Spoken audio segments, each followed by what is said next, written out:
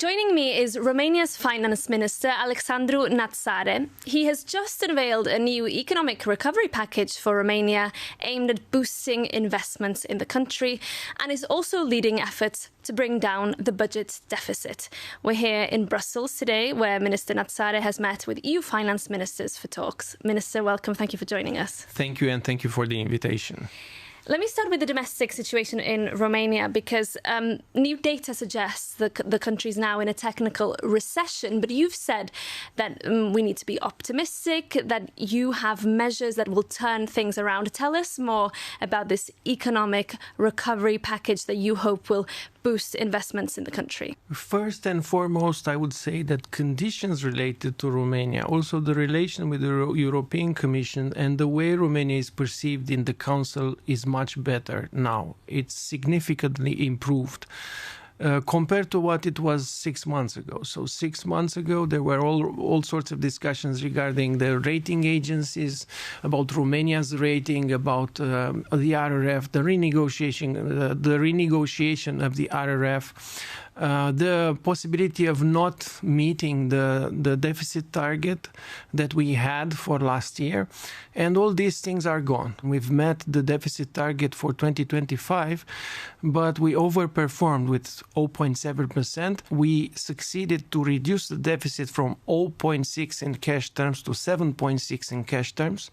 The primary deficit, which is even more important, was reduced 1.5%, and most likely the ESA deficit will also have around 1% adjustment.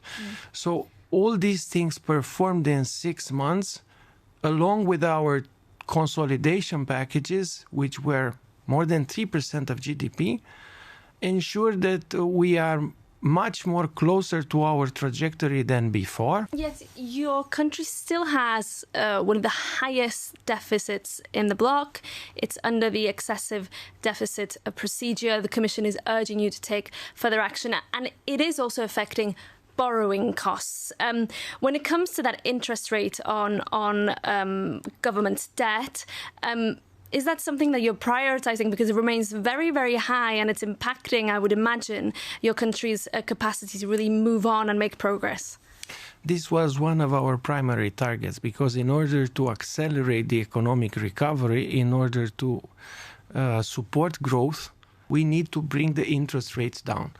And if you look, there is a very big difference from what it was in May last year. So for the maturity of 10 years, for the RON, not for the euro, the interest rates went from 8.5 to around 6.5. So it's almost 2% reduction of interest rates in around 6 months. This will help Romanian economy in 2026, because it will help the crediting in general. It will bring more money into the economy and will allow more investments in Romania. You seem to have a very optimistic tone, but I do believe that Fitch has kind of raised issues and there are doubts around the credit rating. Is that something that concerns you?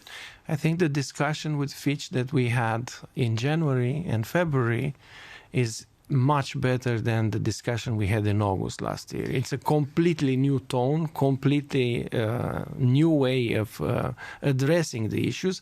Fitch recognizes the progress that Romania has and, of course, underlines future risks. I know, Minister, that you've been part of talks around the economy in Romania and the wider EU for many years. You've been part of a ministers' gathering here many times before. What is the trajectory for Romania in terms of joining the euro? Because we know that several other finance ministers, such as the Polish counterpart of yours, is saying we're not interested in joining the euro. We have our own currency. What are Romania's aspirations? First of all, we need to raise the ambition towards how we treat economy in general. Our ambition regarding where we want to see Romanian economy needs to change. And this is part of what we're doing. And in order to do this, of course, we need to exit the excessive deficit procedure. We spent too much time the last 5 years in the excessive deficit procedure. And now with the measures that we've taken, we come back in the trajectory, we return to where we were supposed to be in order to be able 2029, 2030 to exit the procedure. And for the euro is the same discussion. We cannot discuss euro before we do this, before we get out of the procedure. So this is a prerequisite, and this is a very important project for Romania, that fiscal discipline comes back, measures to support the economy and to support growth in a very intelligent way, aligned with what Draghi and Letta are projecting for entire Europe. And this is what we put in our economic recovery plan, in our economic recovery program that we recently presented. So we basically have a completely modernized menu for attracting FDI in Romania. It's a very coherent menu that Romania didn't have until now. We will have an instrument for investments over 200 million in Romania, which will be very flexible, with grants, with tax credits, with different ways of, avoiding bureaucracy, ensuring that the lands are given by local administrations for bigger investors, ensuring ways in which the investor should be treated differently. You mentioned Draghi and Letta, and I'd like to take a look at the European situation, because we know now that by the summer, by June, the EU wants to introduce specific measures in order to regain its competitive edge. Some of the ideas on the table include Eurobonds, so more joint borrowing at the EU level in order to fund strategic investments. Is this something Romania supports? We've done it with the next generation. We've done it again with SAFE. I think if this is aligned with our strategic priorities, and definitely it somehow responds to the investment European economy needs in certain strategic fields like AI, for instance, or all these areas in which Europe needs investment. If these things are aligned, yes, I think it's a very good idea. And what about the other concept that's being floated mainly by the French for prioritizing made in Europe, giving a European preference in public tender contracts and so on?